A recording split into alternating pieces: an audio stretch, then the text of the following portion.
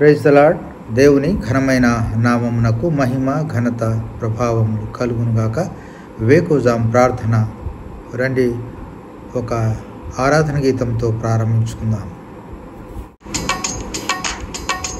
నాదు శత్రువులను పడద్రోయువాడవు నీవే, నాదు శత్రువులను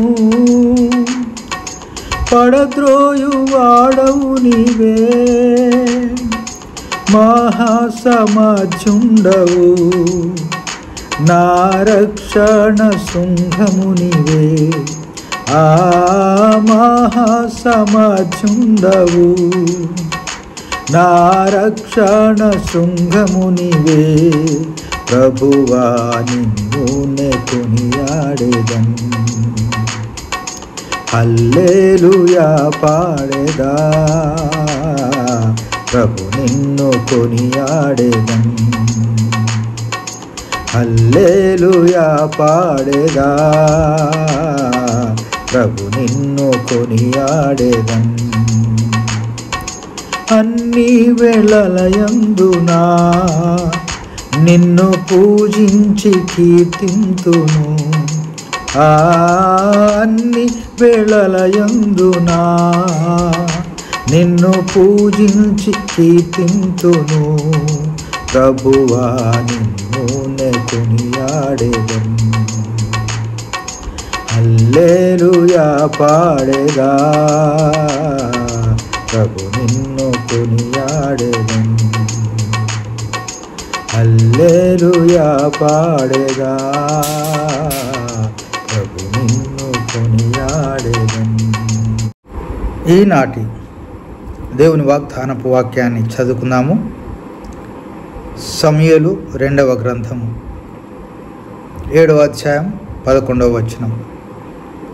నీ శత్రువుల మీద నీకు జయమిచ్చి నీకు నెమ్మది కలగజేసి ఉన్నాను.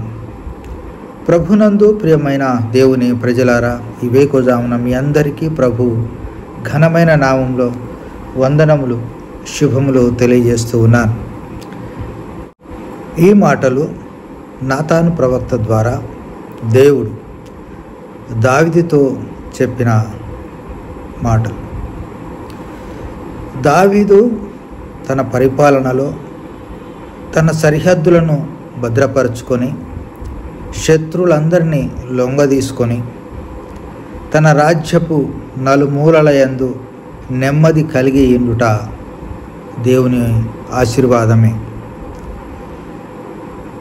దావీదు రాజైన పదక్రమముని మనం ఒకసారి గమనించినట్లయితే 400 సంవత్సరముల పాటు ఇశ్రాయేలీలు అనగా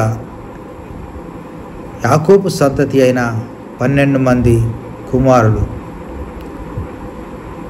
వారందరూ లక్షలాది మంది 400 సంవత్సరాల కాలంలో కాగా, వారిని దేవుడు అబ్రహాంకి ఇచ్చిన వాగ్దానాన్ని జ్ఞాపకం చేసుకొని ఐగుప్తు నుంచి వాగ్దత్త దేశంలోనికి ఆయన మోషే నాయకత్వంలో తీసుకొని వస్తాడు.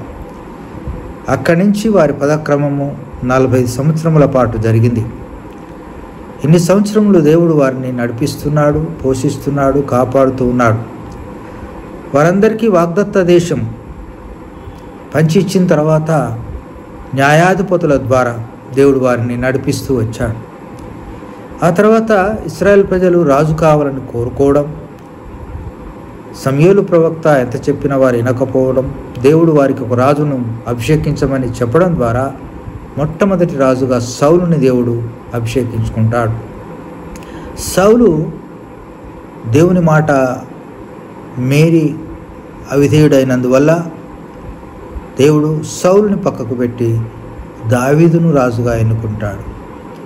దావీదు ఏ దశలో ఉన్నప్పుడు దేవుడు రాజుగా అతన్ని ఎంచుకున్నాడంటే, గొర్రెల కాపరత్వం నుంచి అతన్ని రాజ్యానికి రాజుగా తీసుకొని వచ్చాడు.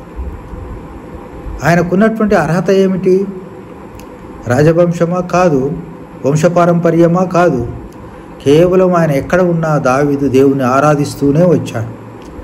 దేవుని పాటల ద్వారా ఆయన 10 తంతుల సితారా ద్వారా నిత్యము ఎక్కడున్నా ఆయన గొర్రెల్ని కాస్తూ ఉన్నా, ఎండనక బుగ్గనక ఏ పరిస్థితిలో ఉన్నా దేవుణ్ణి హృదయమార ఆరాధిస్తూ వచ్చాడు గనుక దేవుడు దావీదుని ప్రేమించాడు. దావీదుకి అంత గొప్ప ఉన్నతమైనటువంటి గౌరవాన్ని, రాజుని చేశాడు. అయితే ఈ సమయంలో దేవుడు దావీదును అంతగా అభివృద్ధి చేయడము, రాజుగా ఎంచడము, ఆయనకు సంతానం ఇవ్వడము, 40 సంవత్సరాలకు పైగా రాజ్య పరిపాలన చేసేటువంటి ఒక ఆధిక్యతను దేవుడు ఇవ్వడం అంటే దాంట్లో దాగిన రహస్యం ఏమిటంటే కేవలం దేవుడు దావీదు ఆరాధనల ద్వారా అతనికి అంత గొప్ప ఆధిక్యత ఇచ్చాడు. ప్రియమైన దేవుని ప్రజలారా, ఈ వేకోజామున ఈ వాక్యం మనకు నేర్పించే పాఠం ఏమిటంటే మనకు ఆశీర్వాదాలు కావాలా, మనం దేవుని సన్నిధిలో నిత్యము ఆరాధన చేయాలి. మన కుటుంబము దీవించబడాలా, మనం ఎప్పుడూ దేవునికి భయభక్తులు కలిగిన విధేయులైన పిల్లలంగా మనం ఈ లోకంలో సాగిపోవాలి. మన బిడ్డలు ఉన్నత దశలోకి రావాలా, మన కుటుంబంలో ఆరాధన ఉండాలి.